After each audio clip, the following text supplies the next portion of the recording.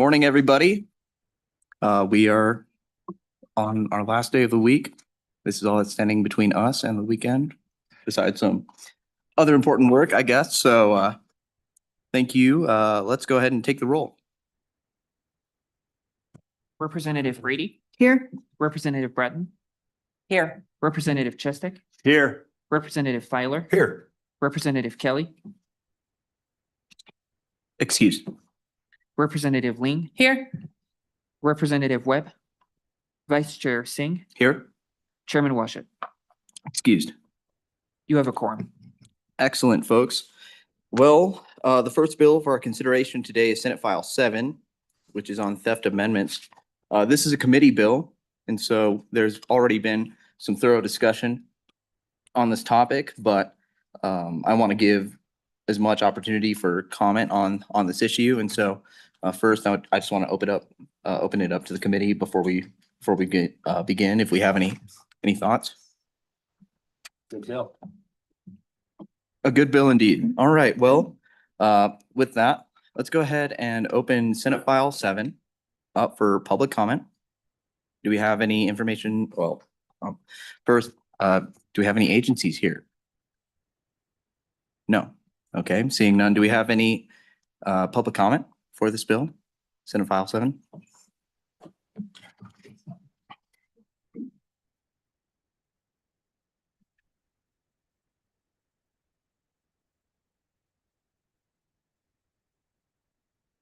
Go ahead. Mr. Chairman, members of the committee, Mike Mosier, Wyoming State Liquor Association. You've already heard me testify in our support of this bill. I'll just reiterate that retail theft is a major issue for our retailers across the state, resulting in not only difficulty in business, but some closures. We see this as an important step. The most important for us is the 5 to 3, because criminals know how many misdemeanors it takes to hit a felony. And so I don't really see this as much as a penalty as a deterrent. Because they know and they stop doing it. We have several products that are highly vulnerable to theft: alcohol and tobacco. It's hard to sell a polo shirt you just stole down the street, but you can sell a $7.50 at Jack Daniel's in a heartbeat. So I won't get into any more detail unless there are any questions, but I ask you to please support this bill. Thank you. Any questions for Mr. Moser? Thank you. Thank you, Mr. Chairman, committee. I'm Southern Baptist, so I don't know how much Jack I could sell in my circles, but we see this as a really good bill. Dale Steenbergen, I represent the Greater Cheyenne Chamber of Commerce, the Wyoming Chamber of Commerce, which is a coalition of chambers around the state, and the State of Wyoming Retail Association. You've heard this many times before, but we support this bill. We think it is a good deterrent for what's happening across the state. We need to protect our retail merchants as much as we can. And this is something if you can have a bill that nobody seems to have an issue with, this is one of them. Every phone call we've been on to, thank you, tell the legislature, thank you for looking after us in our small towns. So I'd leave it at that unless you have any questions. Thank you. Any questions from the committee? I do have a question. So, and thank you for what you do for our community as well. Can you talk to us just a little bit about the variance in the penalties, and if you have an opinion on that? Thank you. Yeah, so I've actually tried to talk to other business organizations around the country about this 5 to 3 thing, right? And I think what most of them came up with, by the time you have done something 3 times and you're starting to make it a habit, you really don't need to catch your kid, hitting the neighbor kid more than a couple times before you start realizing this has become a habit. So we need to catch that habit as quickly as we can. And I think that's what this bill allows law enforcement to do, start catching it before it becomes a long-term habit and deal with it. So I think that's where we come down on it. Any questions? Representative Webb. Thank you, Mr. Chairman. I'd like to ask both of them if they have any concern with prosecutors dealing these down, because it'll be more convenient. Gentlemen? Go ahead, Mosier. Thanks. Mr. Chairman, Representative Webb, that's always a concern. I mean, that's also an advantage because they do have discretion. And so, yeah, we see a lot of cases where prosecutors let people off with lighter penalties. But on the other hand, the good thing about that is they can use some leeway when it comes to dealing in individual cases. So it's a double-edged sword. I hope that helps.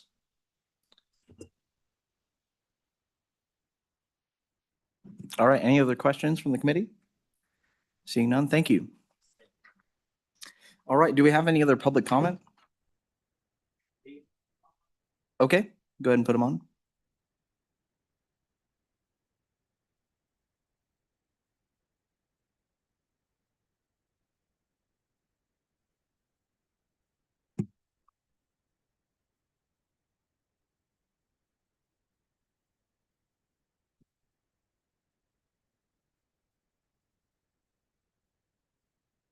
Good morning. Good morning, Mr. Chairman. My name is Gary Bailey. I serve as Executive Director of Wyoming Field Marketers. Wanted to just offer a couple of comments. We think that the effectiveness of this bill rests solely on the ability of the DAs to prosecute it and the judicial folks to actually levy the penalties. In fuels, we're seeing multi-state folks in an organized crime capacity go around farms and car locks and take fuel, which is a little bit different than the traditional retail environment, but 1,000 gallons, 1,500 gallons at a time without paying for it. I think that it's important that there's cross coordination between jurisdictions in order to make this effective. I think that the DAs in the multiple jurisdictions, not only within Wyoming, but kind of surrounding states, need to start coordinating a little bit better. For me, though, for retailers, there's not a lot of difference between breaking into somebody's house and taking $1,000 or $1,500 in cash and robbing a store. A lot of those business owners are taking money out of their personal accounts and trying to stock their stores. So I think that this is a really good bill. I really like Senate File 8, the next bill that you're taking up today in order to help coordinate and support this. But I do think that ultimately the success of this will come down to the ability to actually prosecute these crimes. So I wanted to thank you on behalf of the field marketers, convenience store operators, and I'm happy to stand with our other retail partners. Thank you. Thank you, Mr. Bailey. Any other questions from the committee? Seeing none, thank you. Any other public comment? Okay, I'll go ahead and close public comment, and I hear a move the bill from Representative Lean and seconded by Representative Filer. Committee, do we have any discussion on the bill? Representative Chestick. Thank you, Mr. Chairman. Very briefly, I'm going to be a no on this bill only because I think the 5-strike law that we have in place is adequate. As much as I love baseball, there's no magic about 3 strikes. So I'd rather not reduce it. I'm happy with leaving it at a 5-strike law. Thank you. If that is, in your opinion, foul, that's fair. All right. Any other questions? Representative Webb. Thank you, Mr. Chairman. We've talked a lot about penalty, but we haven't talked anything about the theft detection shielding devices. My question is why isn't that included in the third 3 to 5 or the third conviction? That's fraud. Thank you, Representative Webb. Representative Filer. Yeah, Mr. Chairman, I think we're talking about stuff like that. And then also from the last testimony too about private, where people might be stealing fuel or breaking into a house. I think we already do have laws on that, like breaking and entering is already an automatic felony, I think in most cases, stuff like that. So I think this bill has been narrowed to the scope of retail theft for a reason. And if we want to explore those other options of different avenues for that, or what Representative Webb brought up, I think that's another bill that we can probably take up some time. Any other comments from the committee? Seeing none, thank you, Representative Webb, for bringing up that concern about the detection devices. I haven't really thought about that. So perhaps if you do have an amendment, do you have an amendment, Representative Webb? Okay, so if you do have an amendment, I'd welcome that on the floor. But other than that, Representative Washit, welcome back. Thank you, Mr. Vice Chair. For the record, show me as in attendance. Thank you. Did you have any thoughts on Senate File 7? Are we taking comments or public comment? Yeah, closed? we're at Okay. discussion. You know, committee, we're pretty familiar with this bill. We worked it, extensively over the interim, and I think it's ready to go. I think it has lots of does positive things for our challenges with the organized retail theft. It probably isn't the end of the story. I think we'll probably have other bills in the not too distant future where we continue to try and address this growing trend of, criminals who just move about and hit our businesses and make such great losses in one fell swoop. So I think these amendments are probably a first step, but a first step in the right direction. Okay, any other comments from the committee? Question being called. Let's go ahead and call the roll. This is a roll call vote for Senate File 7. Representative Brady, Aye. Representative Bratton, Aye. Representative Chestek, No. Representative Filer, Aye. Representative Kelly, Excused. Representative Lean, Aye. Representative Singh, Aye. Representative Webb, Aye. Chairman Washit. Aye. 7 ayes, 1 no, 1 excused. Thank you, committee, and I'm just going to hand it back off to the good chairman. Thank you for pinch hitting. Baseball. Brings us to Senate File 8. Senate File 8. Committee, you're familiar with this bill, the absconding for criminal purposes, criminal offense. Again, this is an interim joint judiciary committee bill you're all familiar with. Again, it's a baby step to try and address the growing threat of organized retail theft. What we did in this bill was deal with these situations where offenders travel across county lines or across state borders in order to further their criminal enterprise. And it doesn't always solve a problem to add another crime that can be added to a list of crimes that a prosecutor might consider, but it's a tool in the toolbox. And there are situations where you may not be able to prove the underlying crime beyond a reasonable doubt, but you can prove that the individual furthered that felony or furthered that crime by traveling across county lines. And I can speak from my experience, the difficulty of investigating crimes once the offender has fled to another county, especially with misdemeanor crimes, because we just don't extradite a lot of criminals. Maybe I shouldn't say that out loud. We don't extradite a lot of criminals who abscond from one county and disappear to another county. It's seen sometimes as out of sight, out of mind. So I think this bill does an important, provides an important tool for prosecutors when these individuals cross county lines. The elements, I think, are pretty straightforward for this crime. We haven't had anything like this previously, but we do on the federal side, right? And it's the same principle.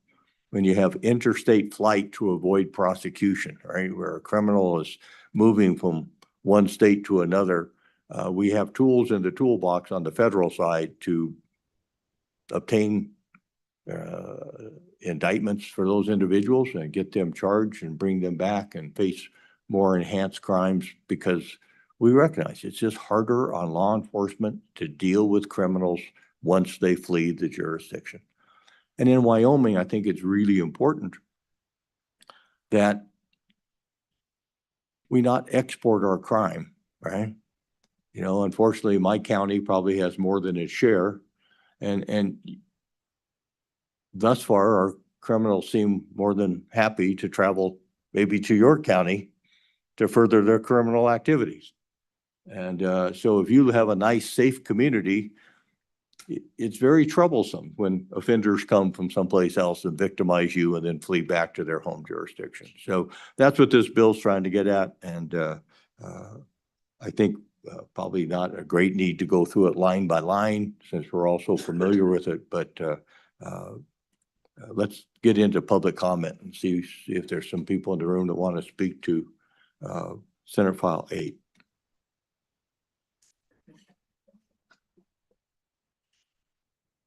The A-team returns. Good morning. Please make sure your green light's on and identify yourself for the record, and then we can hear what you have to say. My name is Dale Steenbergen. I'm President CEO of the Greater Cheyenne Chamber of Commerce. I run the Wyoming Retail Association and also the Wyoming Chamber of Commerce, which is about 8,000 members now across the state of Wyoming. So I think you heard the fuel guy just say it, right? You got these guys and they come in and then all of a sudden they're off to the next county. So after we had this in the interim, I asked quite a few law enforcement people I ran into, talked to our local DA, and you know, this could be handy for them. They need a way to be able to reach out and work with law enforcement officers across these lines. And this kind of working together kind of a thing. This kind of gets at that where I get it. It's not, the mob is not coming to Wyoming, right? But we do have people that are colluding together to do harm to our businesses. And we think this bill potentially helps with that. So we thank the committee very much for bringing it forward. Mr. Mosley. Mr. Chairman, members of the committee, once again, Mike Mosher, Wyoming State Liquor Association. We support this bill. It's yet another tool in the tool shed for law enforcement. There was an amendment, as you probably know, in the Senate to clarify intent, where there was some concern reflected to prove intent. And I think that makes the bill a little more direct and strong. One thing to clarify is that when we're talking about this, we aren't necessarily talking about grandma slipping a pack of smokes in her pocket. We're talking about violent criminals. We're talking about organized groups, in many cases, Mexican cartels that use organized retail crime to fund their operations. Wyoming is particularly vulnerable to these because we have these interstates they go through. And so by the time they finish with the theft in Laramie County, they're already in Albany County. And so I see this as a tool for that. I mean, to the good chairman's point, sometimes it's county by county, but sometimes it's county to county to county to county to county. And these people are not nice people. Like I said, this is not grandma. These are people with guns that come in groups that operate as an organization. And those people are much greater threat than what we normally think of. When we think shoplifting, we think people just slipping things into pockets. You have lookouts, everything's organized, they know where the cameras are, and it gets a little frightening, which is why in some retail establishments, you're now seeing law enforcement hired to stand by the door as a deterrent. But that is an issue. Now, if I may address Representative Webb's point on the prior bill about addressing specific areas of retail theft, we've done that before and would be glad to do that again. We've addressed specific areas of gas theft. We addressed credit card swiping. As shoplifting or theft, I should say, evolves, they think of new techniques to do it. And so this is always an ongoing process because these people are much more technologically advanced and a lot more violent than they used to be 10 or 20 years ago. And that's why I think this bill is important. Is it something that's going to be used every day? No. But actually the worst of retail theft are these people oftentimes because they're the ones that know where the county line is or where the state line is. And so that is why we support this bill. And with that, I will take any questions. Mr. Moser, thank you both for being here. But Mr. Moser, when these businesses hire law enforcement, I saw that at a couple of stores over the Christmas period where there are armed police officers standing in the front of the store. Do those costs get passed on to the consumers who shop at that store? Mr. Chairman, yes. It's just a cost of doing business. And whether it's a hired law enforcement or just, or additional loss prevention people that are undercover, we talk about the cost of retail theft to all of us, which it does cost all of us, because I loved what Mr. Bailey said about it being personal theft. It's not only theft out of the retailer's pockets, it's theft out of all of our pockets, because retail theft increases prices and the cost of preventing it or trying to prevent it is another increased cost. Thank you for the question. Committee, any questions? Thank you both for being here. Anyone else in the room wishing to testify on Senate File 8? Anybody on Zoom? Okay, with that, we're going to close public comment. Committee, what's your pleasure? Moved by Filer, second by Singh. Any amendments for the bill? Any discussion on the bill? Question being called. Please call the roll on Senate File 8. This is a roll call vote on Senate File 8. Representative Brady, Aye. Representative Bratton, Aye. Representative Chestek, Aye. Representative Filer, Aye. Representative Kelly, Excused. Representative Lean, Aye. Representative Singh, Aye.